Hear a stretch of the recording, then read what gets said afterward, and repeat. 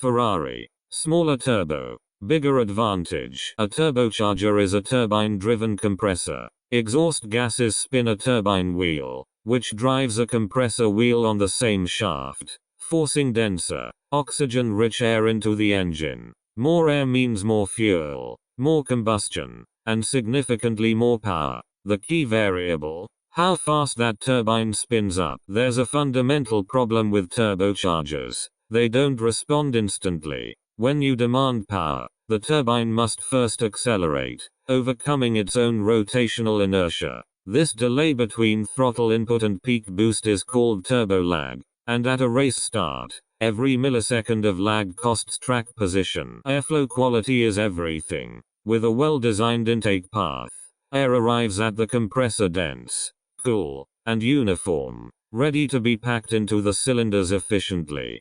Turbulent, hot, or poorly directed airflow robs the compressor of efficiency and increases spool time. Ferrari's packaging places the turbo units in the optimal position to receive the cleanest possible charge air. Ferrari's engineers made a deliberate choice: smaller turbocharger units. The physics are elegantly simple. Rotational inertia, the resistance to changes in spin speed, follows the equation I equals the sum of mass times radius squared. Reduce the radius of the turbine wheel, and inertia drops dramatically. Ferrari's units carry roughly 39% less rotational inertia than comparable rivals. They reach their 50,000 RPM boost threshold far faster, and in Formula 1, faster spool means faster car. Lights out.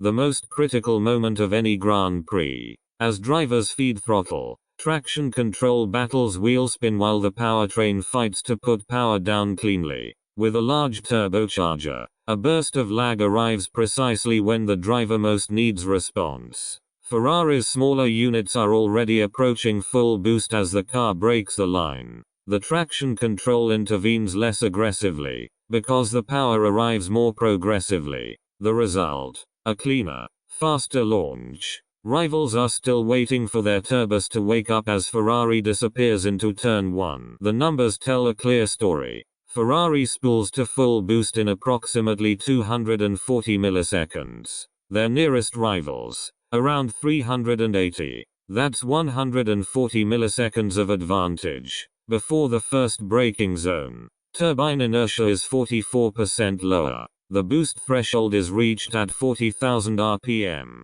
versus 65,000 for the competition. Less traction control intervention, less hesitation, more of the driver's intended throttle input translated directly into forward motion. The smaller turbo is not a compromise. It is a competitive weapon. Inside the combustion chamber, the advantage compounds further. With faster, more uniform boost delivery, the air-fuel mixture arrives at the optimal density and temperature.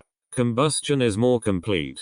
Combustion timing can be more aggressive, and the engine operates in a narrower, more efficient band. A larger turbo delivers boost in a spike, overwhelming the engine management systems. Ferrari's unit feeds the engine a steady, controllable ramp of pressure. This isn't just about lap time. It's about consistency across every start, every stint, every race. 3 principles define Ferrari's turbo advantage. First, smaller turbine radius means dramatically less rotational inertia, the physics of I equals Mr² working in their favor. Second, faster spool time, 240 milliseconds to full boost versus 380, means power is available the moment it's needed.